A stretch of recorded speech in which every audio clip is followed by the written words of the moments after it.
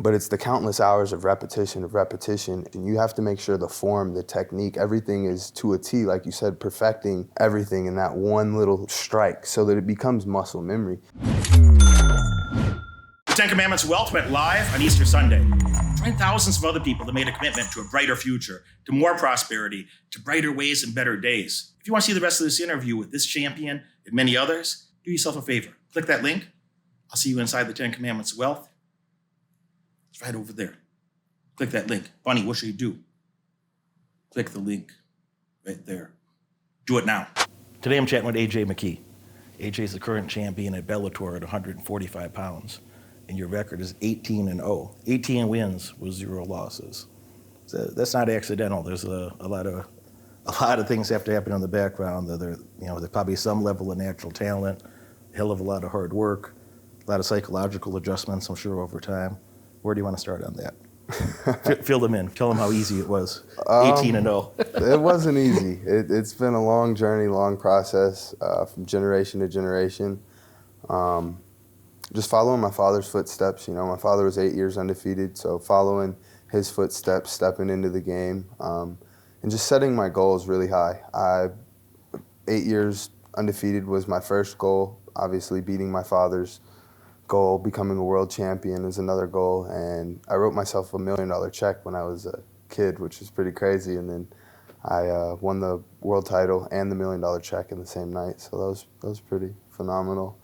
But yeah, the level, the bouncing back and forth, man, life's a rocky road, but you just got to keep it pushing, one thing after another.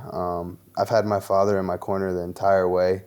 As far as the mixed martial arts game, he's first generation fighter, so he knows the fight game in and out. As far as life, he's kind of let me experience it on my own. I've had one, I would say, serious relationship. Didn't end well, so I've paused that, dedicated myself to my craft, finding my craft, putting it full force, and that's where you find yourself becoming your purest form of what you're naturally good at. It's like art in a sense, and that's what I like about fighting. It gives me a way to express myself in a way that like my mind just goes blank when I'm in there. And yeah, for me, I just want to be the best fighter in the world and be known as the best fighter in the world and someone that's helped many people, a lot like my father. So a couple of thoughts I had in there. One that's very prominent in my head is this, want to be the best fighter in the world. So you're 26 right now? Correct. So 26 years old, world champion, just got himself $1 million check. And, a topic that I see a lot of people, promote on the internet in, little memes and nonsensical philosophies is work-life balance. They say to me, Derek, what about work-life balance? Derek, what do you do?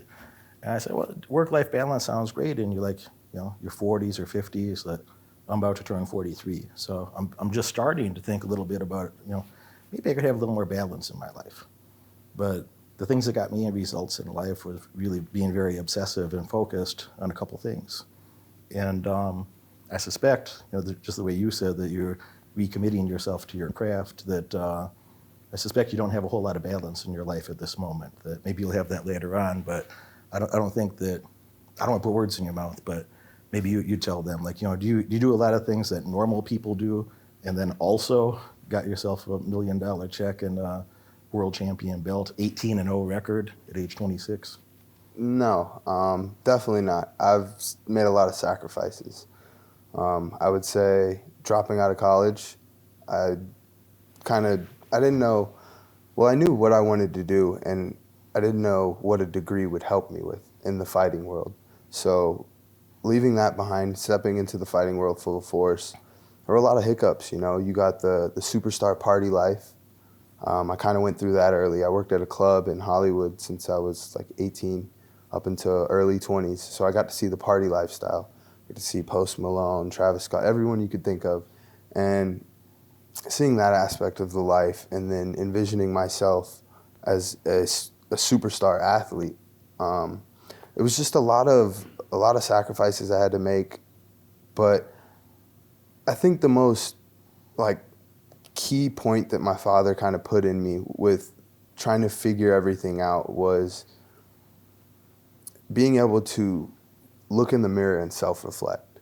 So when I'm trying to figure out where I'm going and what I'm doing and why I'm working that way, my job became a job. You know, I didn't want to fight all the time. And then, but regardless what I was doing, whether I was partying last night, didn't sleep, was up wilding out, doing things I probably shouldn't have been doing, that was when I made sure that my job was my job. You know, I didn't want to go to the gym. I'd still go to the gym. I'd spend 6, 7, 8 hours in the gym. I'd leave one practice, go to another practice, get done at that practice, go home, sleep, wake up, and go to the gym. Literally shower, sleep at the gym, and then wake up and start training again.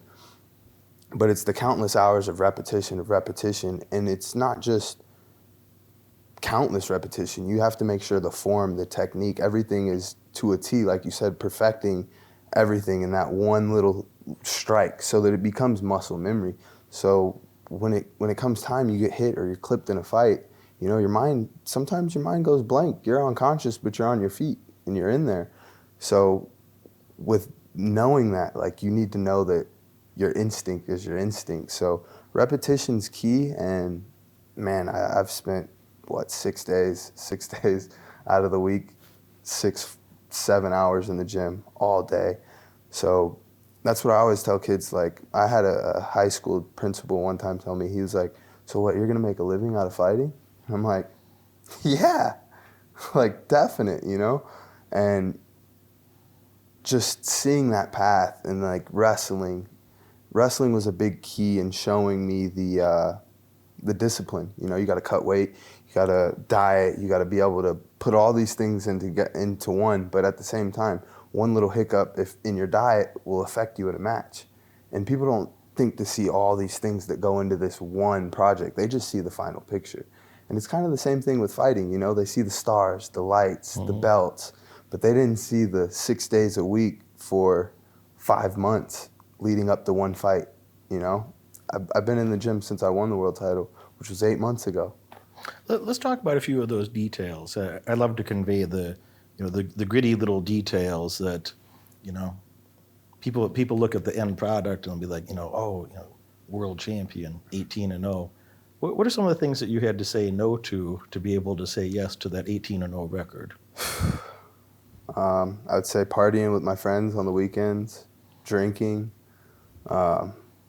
Said no to drinking. To staying up late partying. Yeah, you know, sometimes you go out, show your face, you know, pop in at a party at 12. You got to be gone by 12:30 because you got to be home. Pop in at 12, be gone by 12:30. Half an hour at the club. Half an hour at the club, and then you're home in bed by 1, waking up for practice by 8. With the morning run, then go to the gym, work out, and then off with your day. 2 more practices. Wake up early, morning run. Yeah. After your morning run, then go to the gym? Then go to the gym. 2 practices? 2 practices. So morning run, then 2 practices. Practice with the team. So this is my normal schedule throughout the week. Fight camp, it's practice Monday through Friday, Saturday. You get Wednesday nights off, but you still run on Wednesday. You wake up. If we run sprints on the hill Monday, Wednesday, Friday, then we go to the gym, practice from 10:30 to 12:30. Get done with that. I'll go to the house, sit in the hyperbaric chamber for about an hour and a half. Wake up, go back to the gym, hit mitts with my dad, and that's Monday, Tuesday. Wednesday night you get off. Thursday we spar in the morning with the team. So sparring days is a little turned up. That's when tempers get going, a little testosterone's in there. You want to test yourself. But those are the worst days because with my dad, like I said, he breaks the body down. He does things like, since I'm a champion, you do 5-6 minute rounds, someone new alternating every 2 minutes. I don't care how in shape you are.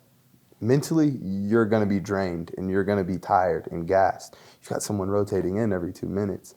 So you're doing longer rounds. Longer rounds. 6 minutes, not 5 minutes. Exactly, with someone alternating every 2. And then you got a fresh person coming in. So you got to fight 3 men. And you got to keep your ego in control because you get hit and it's like, oh no, I need to get that punch back.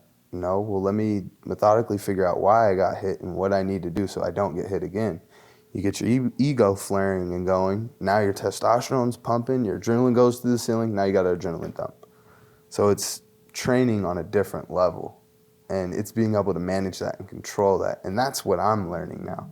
So there's a different, it's like the Matrix, kind of. It's like what I call it. And I call my dad like the Zinsu warrior. Dude's crazy. He's figured out like the loophole to the game.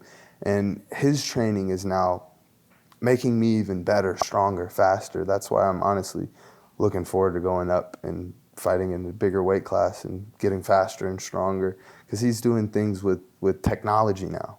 Like, and you know how technology, if you can learn the body with the technology side and implement that into this and have these two correlating, working together, it's, yeah. I'm gonna drill you on this for several more minutes. So on Wednesday in your spare time, you get to go running again. Is that what I heard? Yeah. So when your night off on Wednesday, you go running again. Sometimes, yeah. And then Or I'll go to the car shop. Then in your in between training, you don't go out and do stupid shit. In between training, then you're still doing things that improve your performance, like hyperbolic chamber or other rather advanced, resting techniques, or things that are going to help you be healthy or improve your recovery, improve your performance. That's what helps you make the little steps of growth. When your body breaks down and you need that second win, hyperbaric chamber is going to help. Getting massage therapy is going to help. As much as you use your body, it's like a machine. You have to maintain your body. You only get one body. It's not like an actual machine where you can just replace stuff. I mean, you can, but that's when they're broke. So for the most part, it's kind of a balance. But one thing that my father's put into me is the mental state, especially with fighting.